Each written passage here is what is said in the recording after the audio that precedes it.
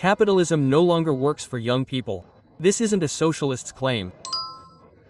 Peter Thiel, founder of K8 and a Silicon Valley supporter of President Donald Trump, recently said in an interview. He said older generations are surprisingly indifferent to the fact that the world isn't working for their children, and that the ladder of success their parents enjoyed has all but disappeared. In fact, Thiel sent an email to Facebook executives in 2020. The content was shocking. 70% of millennials are showing signs of post-socialism.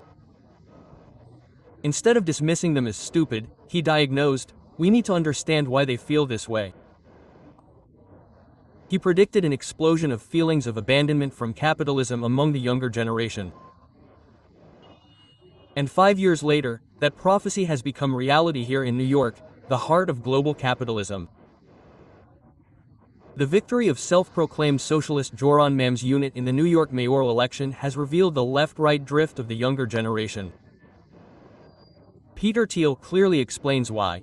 If you turn the younger generation into proletarians, you shouldn't be surprised if they end up becoming communists. He argues that young people feel betrayed by the system, unable to buy homes, struggling with student debt, stagnant wages, and skyrocketing prices and rents. In other words, they are drawn to socialism not for ideological reasons, but because of the structural failures of their lives. Capitalism promised that if you worked hard, you could rise, and when that promise was broken, all that's left is anger. But for Tillich, socialism is not the answer at all. Thiel diagnoses that the soaring housing prices and rents in New York were the main reasons for Mam's victory. Even if housing is socialized as promised by the Mam unit, the problem will not be solved.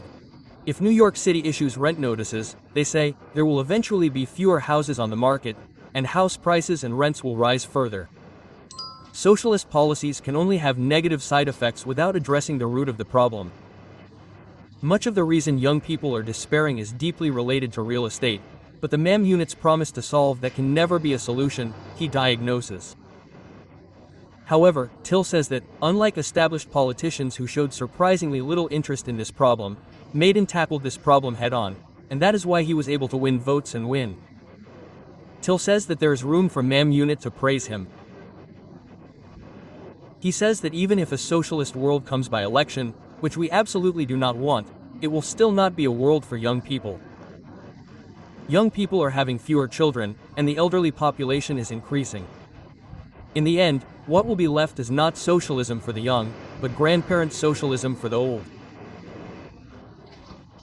Ultimately, Thiel's message is that we must first understand why the younger generation is leaning towards socialism and what makes capitalism feel unworkable to them. And he warns that if we don't address the problem, we will only see other forms of injustice. He says that if conservatives don't address these issues and continue to attack them with the image of extremists, far leftists, and terrorists who are part of the mother group, there will be no place for established politicians for a considerable time. In other words, this election victory presents a new challenge to American politics.